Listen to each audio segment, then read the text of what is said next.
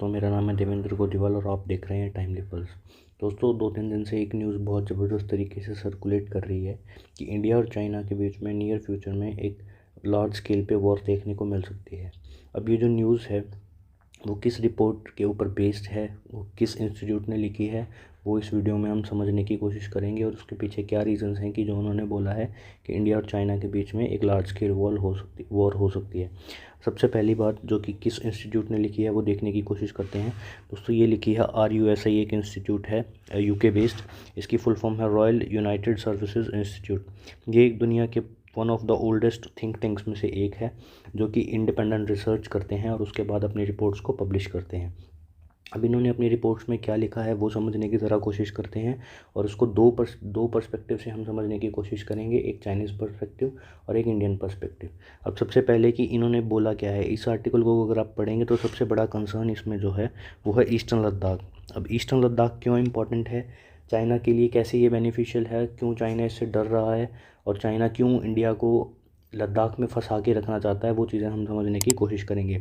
सबसे पहले हम देखते हैं कि मैप पे ईस्टर्न लद्दाख कहाँ है ताकि आप उसको ईज़िली समझ पाएँ और देख पाएँ कि क्यों इसकी इम्पोर्टेंस इतनी ज़्यादा है।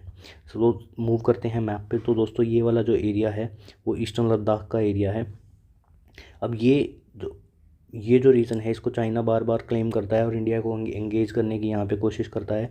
चाइना इस एरिया को अपना पार्ट क्लेम करता है। और 5 फिंगर स्ट्रेटजीज़ के बारे में अगर आप जानते हो तो उसके 5 फिंगर स्ट्रेटजीज़ के अकॉर्डिंग वो सिक्किम, अरुणाचल प्रदेश, उत्तराखंड और हिमाचल और लद्दाख के कुछ एरियाज़ को क्लेम करता है, मतलब इंडियन टेरिटरी को क्लेम करता है कि ये चाइनीज़ टेरिटरी है। अब यहाँ पे इसकी इम्पोर्टेंस क्यों है दोस्तों, अगर आप ध्यान से देखेंगे तो यहाँ पे लद्दाख के ऊपर वाली साइड यहाँ पे चाइना की एक सिटी है काशगर। अब काशगर सिटी को लेके चाइना बहुत डरता है और कंसर्न है, रीज़न बीइंग कि लद्दाख से इस सिटी के ऊपर अटैक किया जा सकता है। अब आप पूछेंगे कि इस सिटी के ऊपर अटैक करने से क्या होगा, तो दोस्तों बात यह है कि चाइना यहाँ पे अपने एनर्जी रिजर्व्स को स्टोर करता है जो कि वो तजाकिस्तान और किर्गिस्तान से इंपोर्ट करके लाता है। अब होगा क्या, यहाँ पे अगर इस सिटी के ऊपर अटैक कर दिया जाए तो चाइना की जो सप्लाईज़ हैं जो उसके वेस्टर्न पार्ट में जैसे शहरों में जाती हैं, राइट।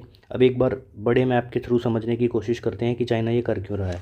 अब देखिए, यहाँ पे ये है ईस्टर्न लद्दाख का एरिया और यहाँ पे है काशगर सिटी। अब फॉर एग्जांपल सपोज़ कीजिए कि चाइना ने ईरान से या यूनाइटेड अरब एमिरेट से कुछ ऑयल परचेज़ किए और गल्फ़ ऑफ ओमान और यहाँ से इंडियन ओशन से होते हुए, यहाँ मलक्का स्टेट से होते हुए ये हांगकांग या शंघाई पहुँचेंगे।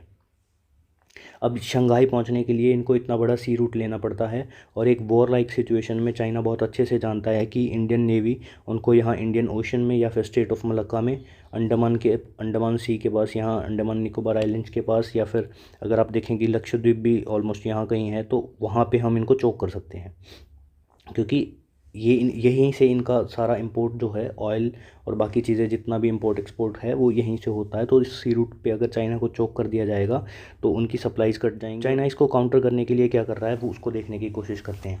अब देखिए, चाइना कोशिश कर रहा है, एज़ यू नो कि चाइना पाकिस्तान इकोनॉमिक कॉरिडोर बनाने की चाइना बहुत ज़बरदस्त तरीके से कोशिश कर रहा है। वो यहाँ से गवादर पोर्ट से शुरू होगा और यहाँ पर POK से होते हुए काशगर सिटी की तरफ जाएगा। अब चाइना ये क्यों कर रहा है, अब चाइना चाहता है कि ये जो जितना भी सी रूट है उसको वो अवॉइड करे ताकि उसकी डिपेंडेंस जो है इस सी रूट के ऊपर ख़त्म हो जाए और उसको बिल्कुल भी इस सी रूट के ऊपर डिपेंड ना रहना पड़े और यहाँ से वाया लैंड वो POK के थ्रू यहाँ से सी पैक निकाल ले जाए और उसका टाइम एनर्जी दोनों बचेंगे और जो रिसोर्सेज हैं वो चाइना तक जल्दी काशगर से फिर वो ईज़िली अपने वेस्टर्न पार्ट्स में उस ऑयल को या उस गैस को इंपोर्ट कर पाएगा। अब यहाँ से एक चीज़ और है कि यहाँ से ईरान से भी इन्होंने गैस और ऑयल पाइपलाइन डालने की प्रपोज़ल है। इनका प्लान है कि वो सी पैक के थ्रू ही इसको ये जो गैस पाइपलाइन है इसको सी पैक के थ्रू ही काशगर तक लेके जाएंगे और वहाँ से फिर आगे फर्दर चाइना में उसका सप्लाई होगा। अब आई डोंट नो कि ये क्या लोग सोच रहे हैं कि अगर आप यहाँ पे देखेंगे कि यहाँ पे लगभग ग्वादर पोर्ट है और हमने भी इंडिया ने, अगर आप लंबे टाइम से जियो पॉलिटिक्स को फॉलो करते हैं तो यहाँ पे इंडिया ने भी ईरान में अपना चाबहार पोर्ट बनाया है और गुजरात में भी यहाँ पे इंडियन पोर्ट्स हैं।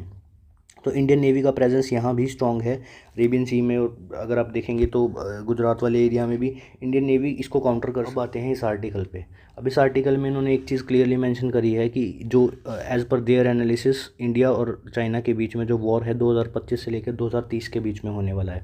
अब इसमें जो एक मेजर कंसर्न है वो चाइना की एनर्जी सिक्योरिटी। बोल रहे हैं कि अगर चाइना सी पैक को सक्सेसफुली बना ले जाता है तो उनकी सी रूट के ऊपर जो डिपेंडेंस है वो बहुत हद तक कम हो जाएगी, और जो उनके रिसोर्सेज उनके तक पहुंचने का समय है वो काफ़ी हद तक कम हो जाएगा, जिसका फ़ायदा उठा के वो अपनी इकोनॉमिक स्ट्रेंथ को और ज़्यादा बढ़ाएगा और इंडिया को दबाने की कोशिश। सबसे डरावनी जो बात इस आर्टिकल में लिखी गई है कि इन्होंने अंदेशा लगाया है कि यहाँ पे एक न्यूक्लियर वॉर भी हो सकता है, जो कि इंडिया के लिए, चाइना के लिए और पूरे वर्ल्ड के लिए लॉन्ग रन में बहुत ही, जैसा कि मैंने आपको मैप की हेल्प से बताया था कि जो ईरान से ऑयल और गैस फील्ड आने वाली है, मतलब जो गैस पाइपलाइन आने वाली है, वो चाइना पाकिस्तान इकोनॉमिक कॉरिडोर के थ्रू वो काश्तकार तक ले जाना चाहते हैं, ताकि जो सी रूट के ऊपर उनकी डिपेंडेंस है वो ख़त्म हो जाए, और जो चोक पॉइंट्स इंडियन ओशन में और स्ट्रेट ऑफ मलक्का पे चाइनीज़ के लिए बनते हैं उसके ऊपर उन्हें डिपेंडेंस को एक बार ज़रा इंडियन पर्सपेक्टिव से समझने की कोशिश करते हैं। इन्होंने इस आर्टिकल में क्लियरली मेंशन किया है कि जो इंडिया का पीओके वाला एरिया है, वहाँ से जो गिलगिट से सी पैक पास हो रहा है उसके ऊपर इंडिया को जल्दी कुछ करना होगा।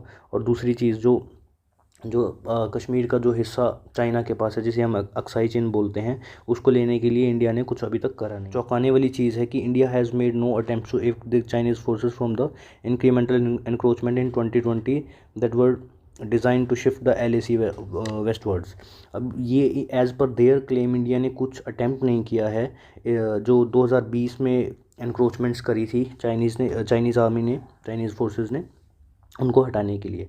और दूसरा जो मैटर ऑफ कंसर्न मुझे लगता है कि है और जिसे हमें बहुत सीरियसली लेना चाहिए, वो है डिपेंडेंस ऑन रशिया। दोस्तों देखिए, अब बात ये है कि रशिया खुद से यूक्रेन के साथ वॉर में फंसा हुआ है, और इंडिया की जो डिफेंस की डिपेंडेंस है रशिया के ऊपर वो थोड़ी ज़्यादा है। मतलब अगर अभी आज के हिसाब से देखें, हम धीरे धीरे चीज़ों को मॉडर्नाइज़ करने की कोशिश कर रहे हैं, बट वो थोड़ा वो जो प्रोसेस है उसे थोड़ा तेज़ करना पड़ेगा, क्योंकि इंडिया जो अभी के लिए, अभी as in present situation, India can not rely for their military equipments from Moscow. अब मॉस्को का मतलब यहाँ पे रशिया। दोस्तों अगर हम बात करें रशिया यूक्रेन या इसराइल गाज़ा वॉर्स की, जैसे कि आप जानते हैं कि इसराइल से भी हम कुछ डिफेंस इक्विपमेंट्स परचेज़ करते हैं और रशिया से भी हम काफ़ी डिफेंस इक्विपमेंट्स परचेज़ करते हैं। तो अब अगर हम USA के ऊपर भी डिपेंडेंट होने की कोशिश करते हैं तो हमारी जो डिफेंस की नीड्स हैं, मतलब डिफेंस इक्विपमेंट्स की जो नीड है, USA भी उन्हें पूरा नहीं कर पाएगा। क्योंकि एक तरफ आप देखेंगे कि रशिया और यूक्रेन के वॉर में वो यूक्रेन को बहुत सारा डिफेंस इक्विपमेंट दे रहा है, और दूसरी तरफ इसराइल और गाज़ा के वॉर में जो USA है वो इसराइल को बहुत सारे इक्विपमेंट्स दे रहा है। तो इन दैट केस अगर इंडिया को ज़रूरत पड़ती है डिफेंस इक्विपमेंट्स की, तो USA भी वो चीज़ डिलीवर नहीं कर पाएगा, जो कि हमारे लिए कहीं ना कहीं एक सीरियस मैटर ऑफ कंसर्न होना चाहिए।